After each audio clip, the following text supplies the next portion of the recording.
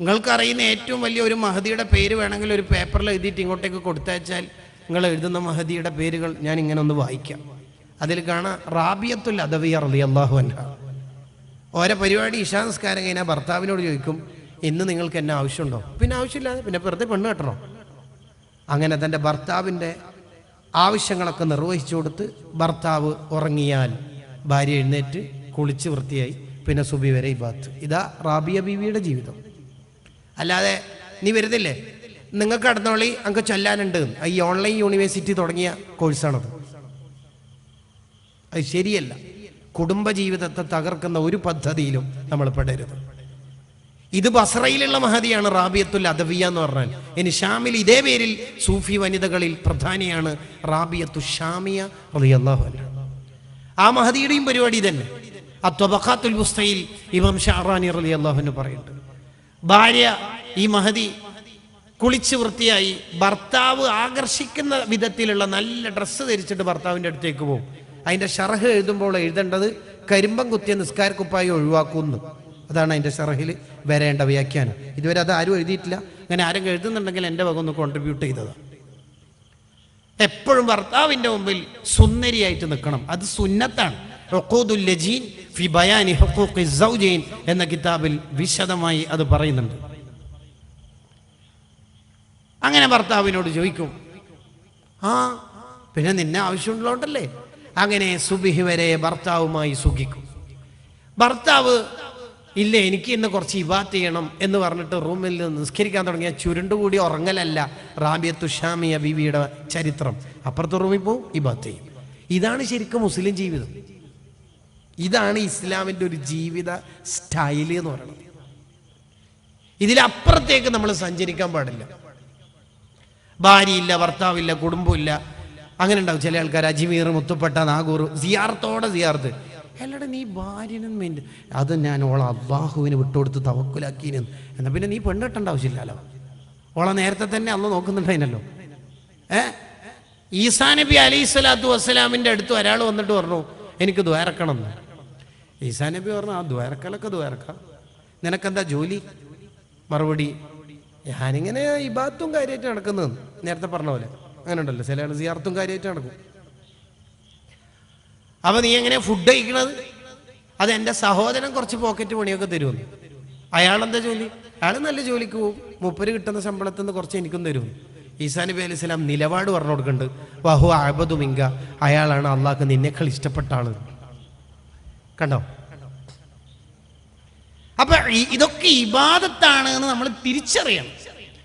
അതോടൊപ്പം തന്നെ ചെയ്യുന്ന ഇബാദത്ത് സ്ഥിരം കൊണ്ട് നടക്കാൻ നോക്കണം. ഒരു ഫാത്തിഹ എപ്പോഴും ജീലാനി തങ്ങൾക്ക് ഓതുന്നുണ്ട്, അത് കൊണ്ട് നടക്കാൻ കഴിയുന്ന ഒരു ചെറിയ ഇബാദത്ത്. അത് കൃത്യം കൊണ്ട് നടന്നാൽ നമ്മളും ജീലാനി തങ്ങളും നല്ല ബന്ധമായിരിക്കും. അല്ലാതെ ജീലാനി അനുസ്മരണ പ്രഭാഷണം കേൾക്കുമ്പോൾ സ്പാർക്കായിട്ട് ഡെയിലി 5 യാസീനെങ്കിലും ബഗ്ദാദിലേക്ക് വിടണമെന്ന്. ഓക്കെ, തുടങ്ങി 2 ദിവസം ഭയങ്കര. അപ്പോൾ ജീലാനി തങ്ങൾ സജീവമായിട്ട് വന്ന് പിന്നെ മൂപ്പര് നോക്കുമ്പോൾ 3 ദിവസം കഴിഞ്ഞിട്ട് ഡൗൺ ആയി. പിന്നെ മൂപ്പര് ഉണ്ടാവില്ല, ജീലാനി തങ്ങൾക്ക് ഇത് എടുത്ത് പോയി കുറേ നേരം വെയിറ്റ് ചെയ്ത്. അതാണ് നവവി ഇമാം പറഞ്ഞത്, നന്മ എഴുതുന്ന മലക്കളുമായി സ്ഥിരം ബന്ധമുണ്ടാക്കാനുള്ള വഴിയാണ് ചെയ്യുന്ന ഇബാദത്ത് സ്ഥിരം ചെയ്യുക. വഇൻ ഖല്ല, അത് എത്ര കുറച്ചാണെങ്കിലും ശരി. റബീഉൽ അവ്വൽ വരുന്നത്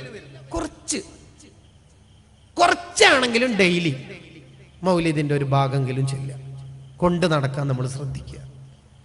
അബ്ദുള്ളമാരുടെ രണ്ടാമത്തെ അടയാളം, അവർക്ക് ഉള്ളിന്റെ ഉള്ളിൽ എപ്പോഴും പേടിയായിരിക്കും. അത് ഇമാം ഷഅറാനി റളിയല്ലാഹു അൻഹു പറയുന്നുണ്ട്, ഉള്ളിന്റെ ഉള്ളിൽ ഒരു പേടി ഉണ്ടാവും. എന്തു പേടി? ഏത് നിഅമത്ത് കിട്ടുമ്പോഴാണ് അവർക്ക് പേടി കൂടുക.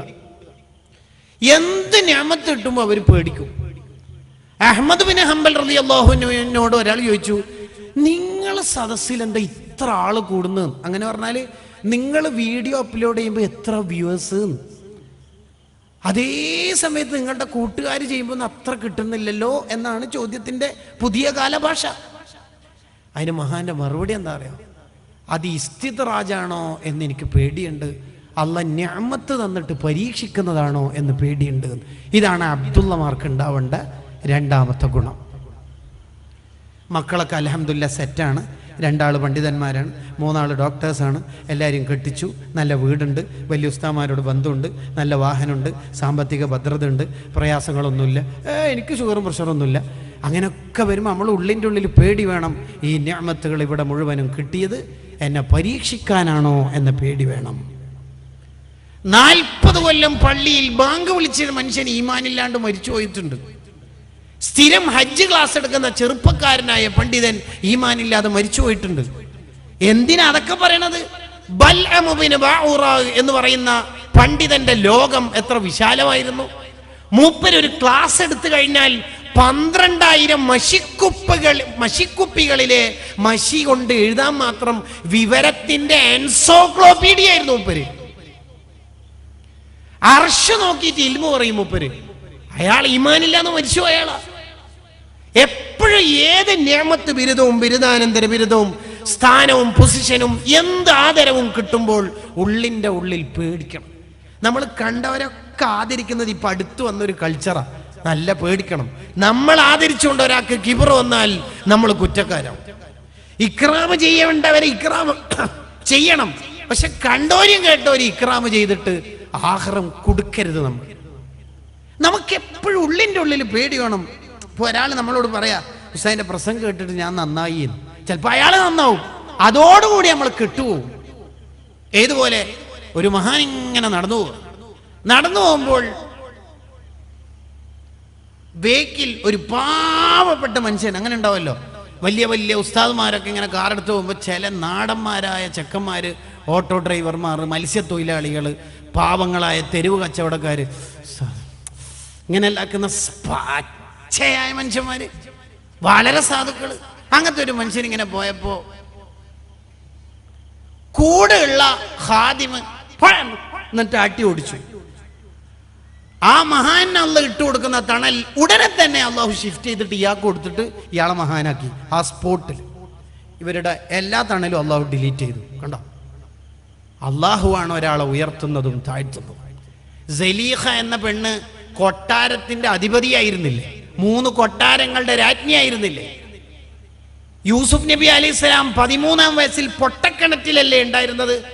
എന്നിട്ട് സിംഹാസനത്തിലേക്ക് എത്തിച്ചില്ലേ? ധനമന്ത്രിയാക്കിയില്ലേ? മിസ്റിലെ, ഈജിപ്തിലെ. അന്ന് ധനമന്ത്രിയായിട്ട് 200 പട്ടാളക്കാരുടെ കൂടെ കുതിര സവാരി നടത്തുകൊണ്ടിരിക്കുമ്പോൾ വഴിയോരത്തുനിന്ന് ഒരു പിച്ചക്കാരി ഇങ്ങനെ തളിയെടുത്തിട്ട് ചില്ലറെടുത്തിട്ട് എന്തേലും തരുമോ എന്ന് ചോദിക്കുമ്പോൾ ശ്രദ്ധിച്ചപ്പോൾ നോക്കിയപ്പോൾ അത് സലീഖയായിരുന്നു എന്ന് റൂഹുൽ ബയാനിൽ കാണാം. താഴെയുള്ള ആളെ മുകളിലും മുകളിലുള്ള ആളെ താഴെയൊക്കെ ഇറക്കാൻ അള്ളാഹ്ക്ക് കറക്റ്റ് അറിയാം. അത് കളിക്കാൻ നിൽക്കരുത്. നമ്മുടെ ഉള്ളിൽ നമുക്ക് എന്തെങ്കിലും കിട്ടുമ്പോഴേക്ക് സംഭവമാക്കരുത്. ഉസ്താദ് മന്ത്രിച്ച വെള്ളം കൊണ്ട് എൻ്റെ ഭാര്യൻ്റെ അസുഖം മാറി എന്ന് തോന്നുമ്പോൾ പറയുമ്പോൾ നമുക്കുള്ളിൽ കിബർ വരരുത്. അതാണ് ആര്യത്ത് സ്വലാത്തിന്റെ വർക്കത്താ. ആ വർക്കത്ത് നമ്മളെ വർക്കത്താക്കരുത്. പലപ്പോഴും യൂട്യൂബ് ചാനലുകാർ അത് സംഭവിക്കുന്നുണ്ട്. ഹദ്ദാദിന്റെ വർക്കത്ത് സ്വന്തം വർക്കത്താക്കരുത്. അതാ ദിക്റിന്റെ വർക്കത്താണ്. അതാ ദിക്റിന് വിട്ടുകൊടുക്കേണ്ടതാണ്. അതിൻ്റെ ഇടയ്ക്ക് ഞാനൊരു കാര്യം പറയാം.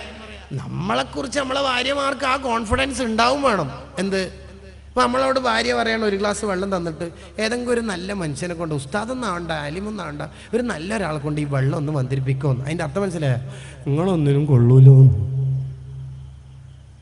ഏറ്റവും ആദ്യം റാങ്ക് വാങ്ങേണ്ടത് ഭാര്യൻ്റെ അടുത്താണ്, നാട്ടുകാരുടെ അടുത്തുനിന്നല്ല. ആദ്യത്തെ റാങ്ക് കിട്ടേണ്ടത് ഹൈറുക്കും ലി അഹ്ലി, ഭാര്യൻ്റെ അടുത്ത്.